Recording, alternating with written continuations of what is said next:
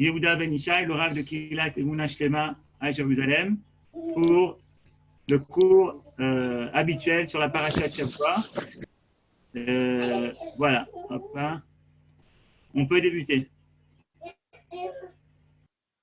Shalom, Shabbat Shalom, bienvenue à tous nos participants, Toda Rabba Yohan, et nous allons donc aborder la fin du Chumash Vayikra.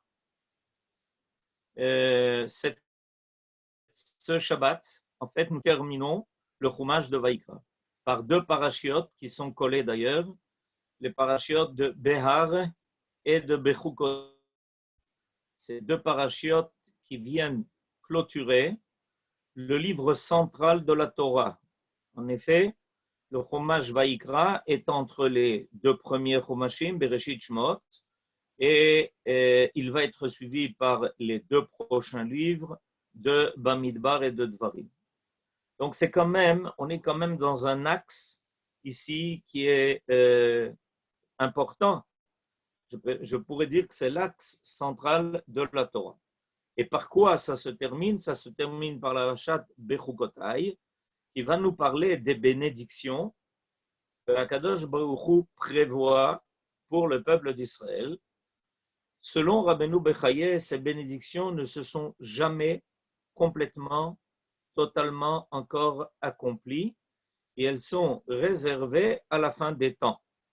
À la fin des temps, tout ce qui est marqué au début de la parashat Bechukotai, ces bénédictions seront réalisées.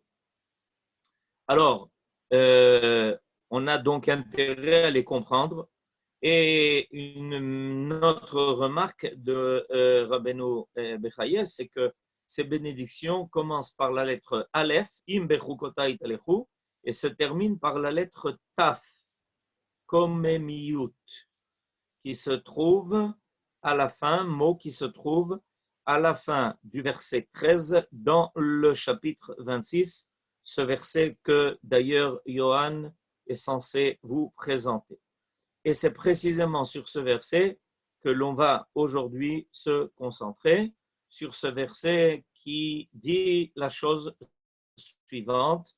Je vous lis le verset dans sa traduction. Alors, Akadosh Baruch Hu nous dit à la fin de toutes les brachot qu'il a prévues pour nous suivantes. Suivez les Dieu qui vous êtes tirés du pays d'Égypte pour que vous n'y fussiez plus esclaves. C'est-à-dire que c'est intéressant, voilà que tout d'un coup, Akadosh Baruch Hu nous ramène au point de départ, c'est-à-dire la sortie d'Égypte. Ça se fait à la fin du Chumash de Vayikra pour que vous n'y fussiez plus esclaves. Et j'ai brisé les barres de votre joug, Vaoler etchem komemiyut. Et je vous ferai marcher la tête haute. Alors, c'est aujourd'hui le sujet de notre étude. Ça veut dire quoi?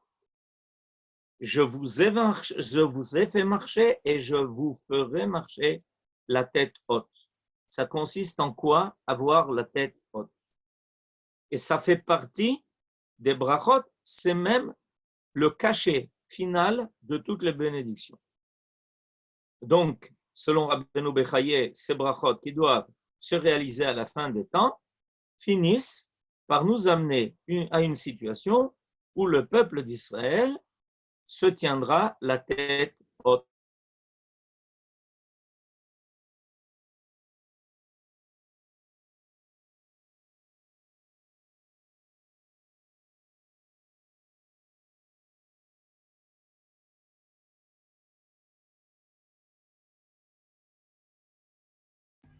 On s'excuse, il y a une difficulté. Komemiyut et le mot qui a pour racine, ok? Alors je prends le mot komemiyut, a pour racine en hébreu le mot lakoum, qui veut dire se lever, se dresser. Ce qui supposerait qu'auparavant, avant que ne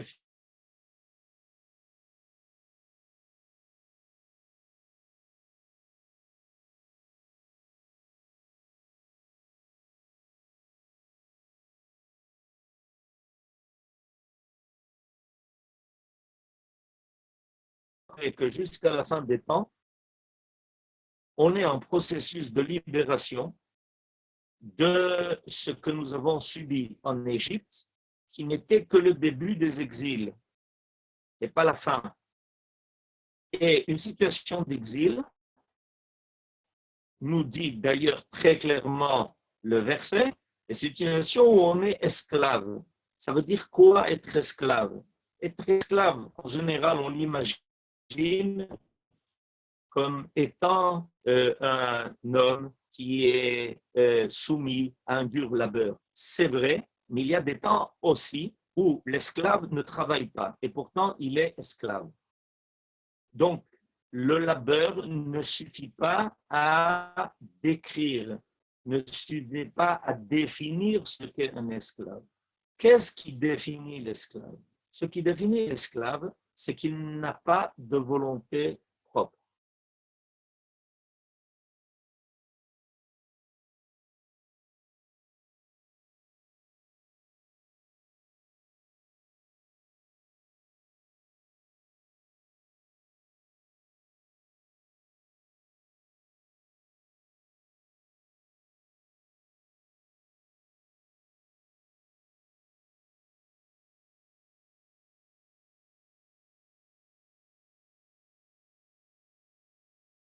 J'en étais à dire donc le statut d'esclave ne dépend pas seulement du fait qu'il est asservi à un dur labeur.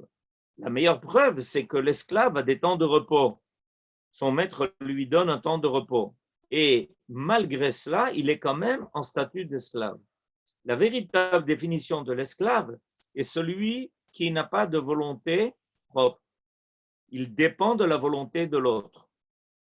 Alors, en fait, ce que Akadosh Baruch Hu est en train de nous dire, il est en train de nous dire que viendra un temps où on sera libéré non seulement de l'exil, mais du statut d'exil.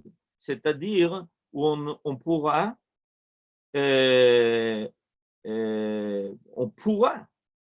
avoir une volonté qui nous est propre et qui ne dépendra pas d'autrui. Pendant 2000 ans en exil, même si nous avons eu des moments où on n'a pas souffert, peut-être, en tout cas, certains ont souffert, d'autres n'ont pas souffert parce qu'ils étaient à un autre endroit, on n'a jamais connu complètement une situation de komemiyut. Cette situation de komemiyut, c'est une situation où on peut dresser toute notre stature. Et je voudrais vous amener un enseignement important du Orach Chaim HaKadosh, Rabbi Chaim Ben Nattar, dans son commentaire sur la Torah. Ce commentaire, il le fait non pas ici, il le fait sur la Parashat Nitzavim. Sur la Parashat Nitzavim, le Orach Chaim HaKadosh, à propos de Atem Nitzavim Ayom Kulechem, vous vous tenez debout, vous vous dressez bien haut, tous, il dit la chose suivante. Les filles shekol shehu meruchak miagdusha. Tout celui qui est loin, éloigné de la Gdusha, komato nemucha. Sa stature est basse, verosho shefala, et sa tête est baissée. La ze amar. Et c'est pour ça que à la fin de la Torah, dans la Parashat Nitzavim, qu'il y otam lifnei Hashem, étant donné que le peuple d'Israël se trouve à ce moment-là devant Dieu, nitzvu, ils se sont dressés, venasu rosham, ils ont redressé la tête. Ils ont eu la tête bien haute. Donc il y a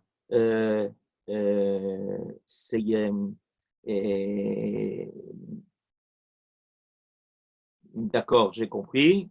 Alors, il faut bien faire attention à cela. Quand on parle ici de komemiyut,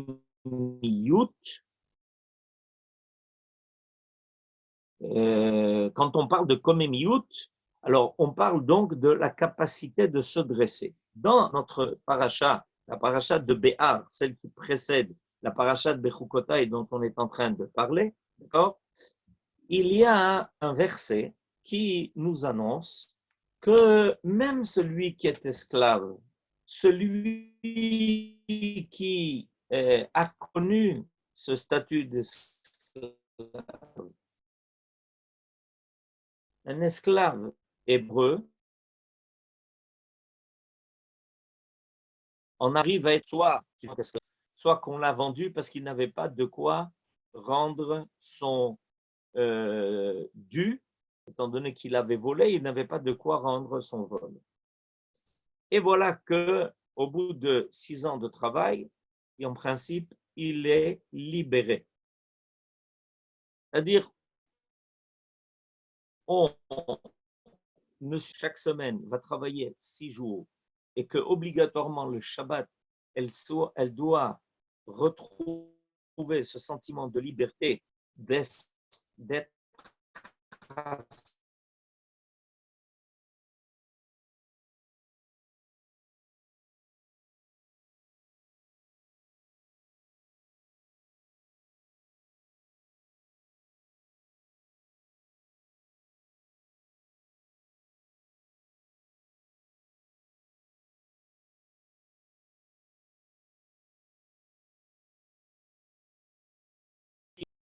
Et quelle est la limite qui est donnée à cela? Dans le chapitre 25, dans la parashat Bé'ar, dans le chapitre 25, le verset 10, il est dit la chose suivante. Vous sanctifierez cette 50e année en proclamant dans le pays la liberté pour tous ceux qui l'habitent. Cette année sera pour vous le jubilé où chacun de vous rentrera dans son bien et chacun retrouvera sa famille. C'est-à-dire que la Torah a quand même mis une limite, quoi qu'il arrive, même si l'homme a voulu choisir ce statut d'esclave, la Torah a quand même mis une limite où obligatoirement, forcément, la personne doit retrouver sa liberté. Il n'est pas possible d'aliéner à jamais le statut d'homme. Impossible. On ne peut pas aliéner un homme hébreu pour toujours, toute sa vie. À un moment donné, il faudra qu'il retrouve le goût de la liberté, le goût de l'indépendance. C'est fondamental à son existence. Un homme ne peut pas accomplir la volonté de Dieu sans que ça passe par la réalisation de sa propre volonté. En effet, Akadosh Baruch Hu attend que l'homme réalise sa volonté par sa propre volonté. Et si un homme n'a pas la possibilité d'exprimer sa propre volonté parce qu'il est dépendant de la volonté de l'autre, en réalité, le travail, le service qu'il essaye de remplir envers Akadosh Baruch Hu n'est pas total, n'est pas vrai, n'est pas authentique, parce que ce n'est pas sa volonté qu'il exprime vis-à-vis de l'Éternel. Or, ce que Akadosh Baruch Hu attend de l'homme, c'est précisément cette expression de volonté, d'avoir le choix de se tourner vers Dieu.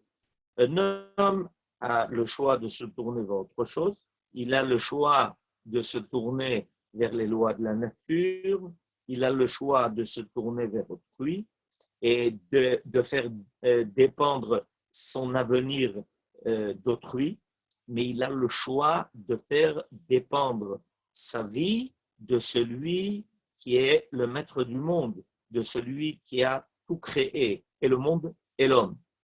Et c'est pour ça que, obligatoirement, même si pendant un certain temps il a été esclave, il doit retrouver sa possibilité d'exprimer sa propre volonté. Quand on est en exil, de façon globale, générale et même individuelle, on est dépendant d'une volonté qui nous est étrangère. Même ceux qui se pensent libres, en réalité, sont sous la coupe d'une volonté de notre peuple, de notre endroit, de notre lieu, de notre culture, d'une autre façon de considérer la réalité, le monde. Et c'est pour ça que la Kadosh Baruch Hu fait les bravotes en nous disant qu'on finira par se libérer de cela. Alors, on voit d'ailleurs, on voit les signes de cette maladie. Les signes de sa maladie sont le fait qu'on voit des gens qui vivent en état de dépendance. On voit des gens qui vivent en état d'être sans arrêt dans le besoin d'être assistés. Ils n'ont pas la possibilité de se tenir par lui-même. Comme Miout, ça veut dire dresser sa propre stature, son propre niveau de vie, sa propre volonté.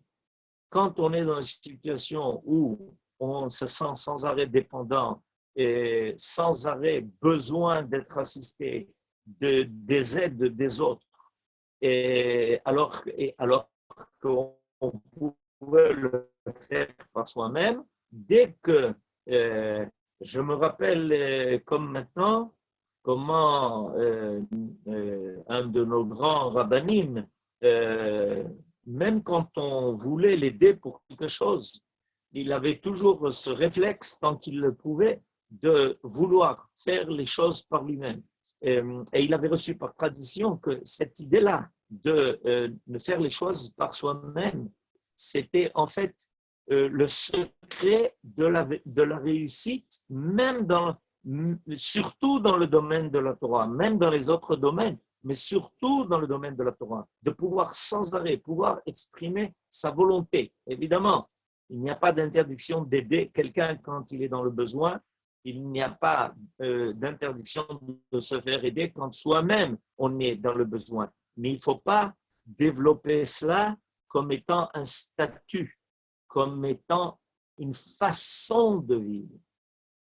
Ça peut être momentané, ça peut être nécessaire. Il est possible que de temps en temps, on reçoive des conseils, on reçoive une aide matérielle, que quelqu'un vienne et nous soutienne. Tout ça, c'est possible, mais pas en faire un statut.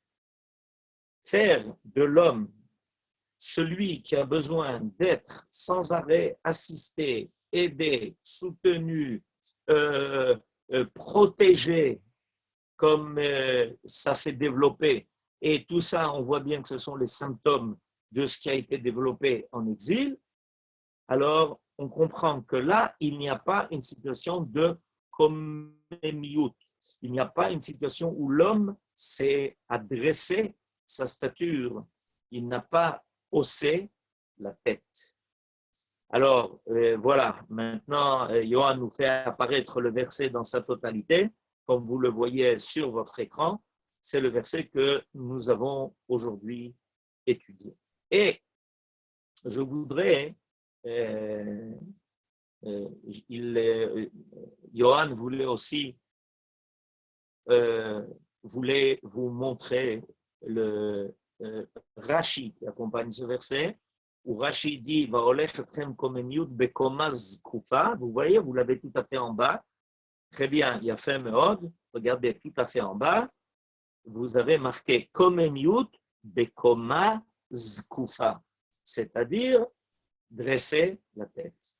J'ai lu hier un article de quelqu'un de haut gradé dans l'armée qui expliquait comment a été une grave erreur, par exemple, de quitter précipitamment comme ça le Liban. Parce qu'à ce moment-là, on a avoué qu'on dépendait de la volonté de l'autre pour décider de ce que nous allons faire. Au niveau d'un peuple, au niveau d'un État, ça ne doit jamais apparaître. À partir du moment où un État, surtout l'État d'Israël qui représente le peuple d'Israël, avoue qu'il dépend de ce que l'autre va faire, décider, penser, des mesures qu'il va prendre pour prendre ses propres décisions, il y a quelque chose qui est le contraire de l'indépendance. Or, vous savez que l'indépendance s'appelle Milchemet Komemiyut, c'est-à-dire cette guerre qui nous a permis de nous redresser. Alors, je voudrais compléter cette étude par un midrash. En réalité, le commentaire de Rashi Bekomas Kufa est Nachon, la guerre de 48 s'appelle Milchemet Komemiyut. C'était le fait de se redresser pas seulement contre les ennemis qui nous avaient attaqués, mais nous dresser par rapport à ce statut auquel on nous avait habitués depuis que nous avions malheureusement quitté notre pays et notre indépendance à l'époque de la fin du deuxième temple, où nous sommes encore battus contre les Romains pour essayer d'assurer et d'assumer notre indépendance, comme l'a fait Bar Korba, soutenu par Rabbi Akiva. On en a parlé à l'Akba Omer. Mais la source de Rashi est d'un midrash. Et dans ce midrash, il nous a dit la chose suivante. C'est le midrash, c'est le Sifra, qui est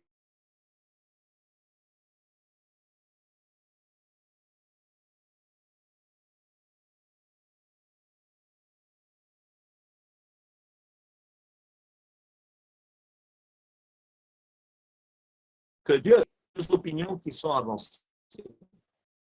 Il y a une première opinion qui dit que notre statut va redevenir comme la stature de Adam Arishon.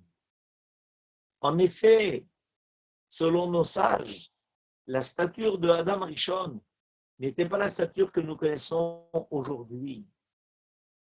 C'est quelqu'un qui était de grande hauteur, pas seulement au niveau de son corps, mais évidemment au niveau de sa stature morale et spirituelle, puisqu'il a été créé des mains même de Akadosh Baruch Hu.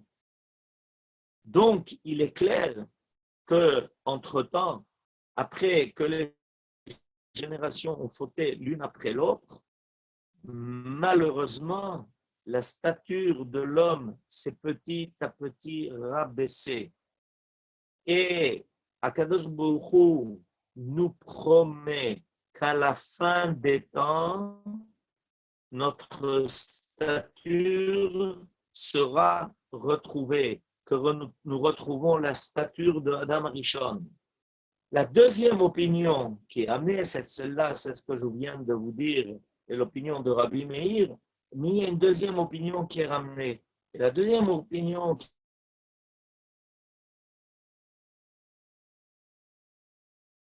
qui est ramenée, le peuple dit, chacun de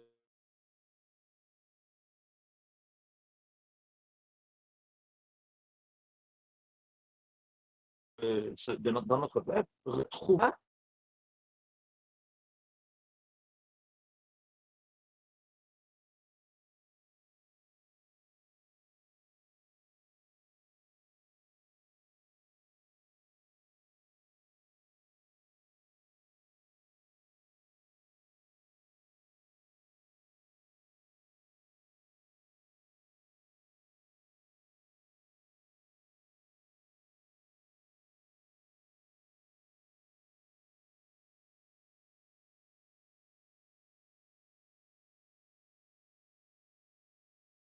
on a l'impression, oui.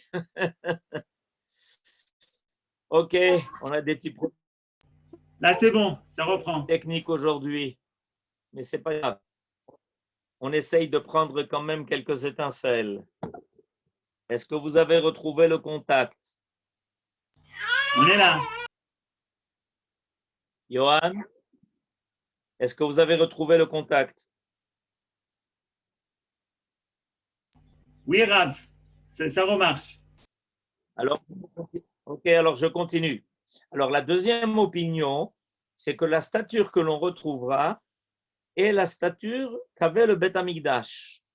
Et regardez, dans le livre de Teilim, chapitre 144, verset 12, je vous lis ce qui est marqué dans Teilim. Grâce à toi, nos fils sont comme des plants qui poussent grandement dans leur jeune âge. Nos filles, comme des colonnes élevées, sculptées sur le modèle du palais, et il s'agit du Beth Amikdash. Alors, c'est intéressant de voir que le Midrash va nous faire deux comparaisons sur la stature à laquelle nous allons accéder à la fin des temps. La première comparaison est faite avec la stature du premier homme.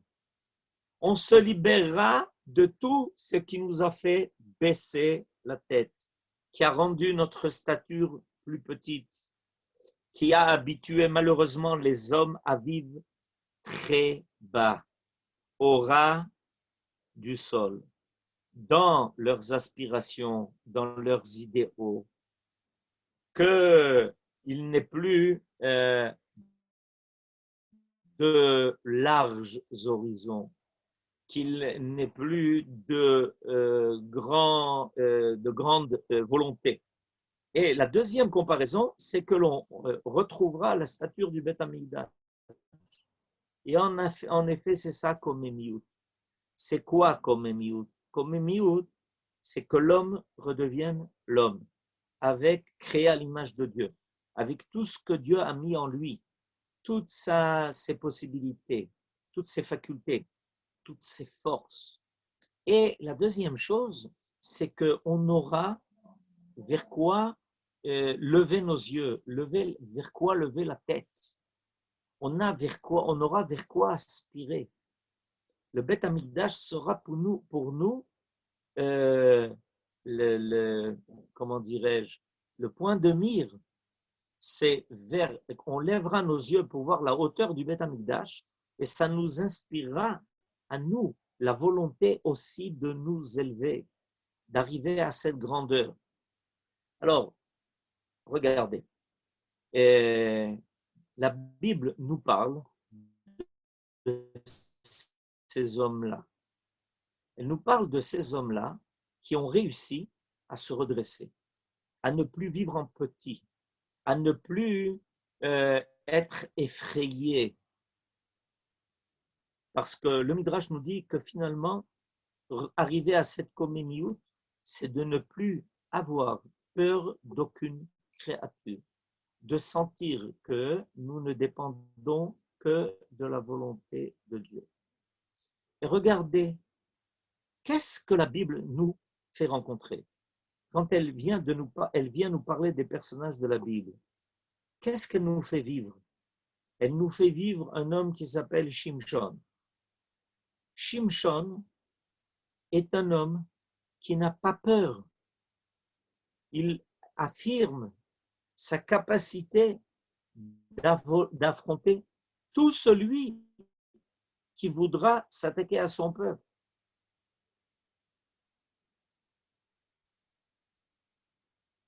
Alors, je vais répondre à la question qui vient de m'être posée. Et David, qui n'a pas peur de Goliath? Goliath veut l'intimider, veut lui faire peur. En fait, depuis 40 jours, il n'a pas arrêté de maudire Israël et son Dieu. Et tout le monde est intimidé par lui. Personne n'ose s'affronter à lui.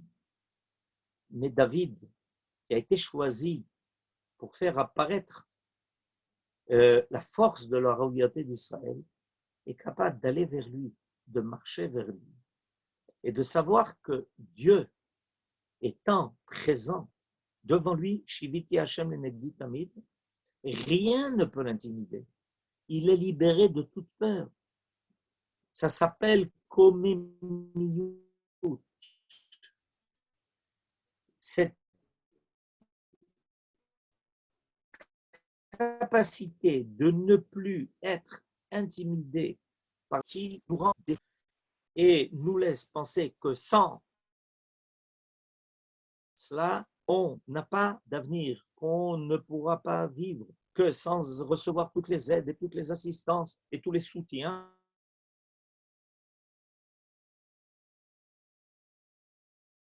et tous les encouragements, nous, ça s'appuie. On m'a posé la question, mais comment se fait-il que le Shulchan Aruch, lui, nous réclame de marcher les yeux baissés?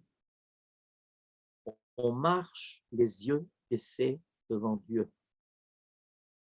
Parce que notre modestie, évidemment, se manifeste par le fait que nous savons que ce qui nous donne cette stature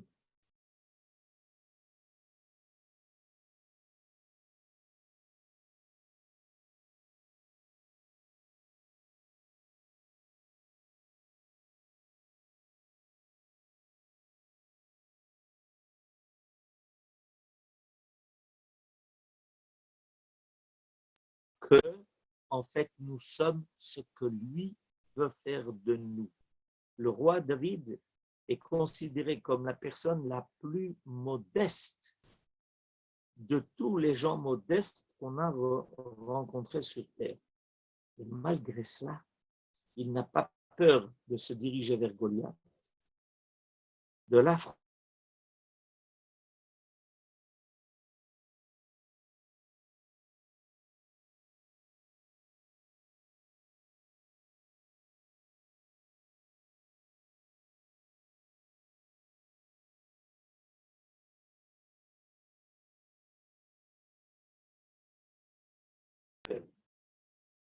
La modestie qui est vraie donne à l'homme la force et la capacité de se maintenir par lui-même,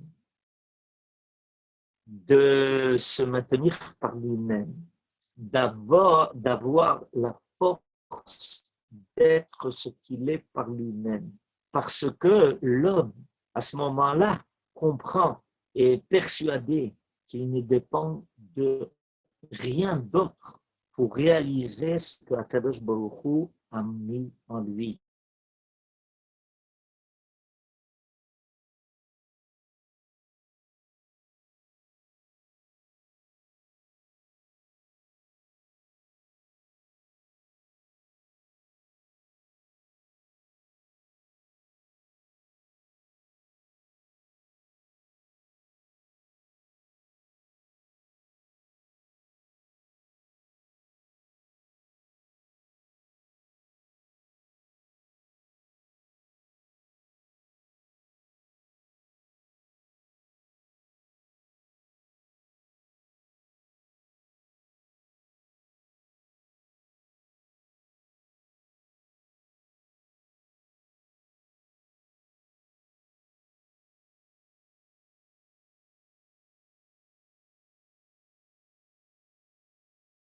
Qui sont dans la parashat Bechukotai, Be'ezrat Hashem s'accomplissent.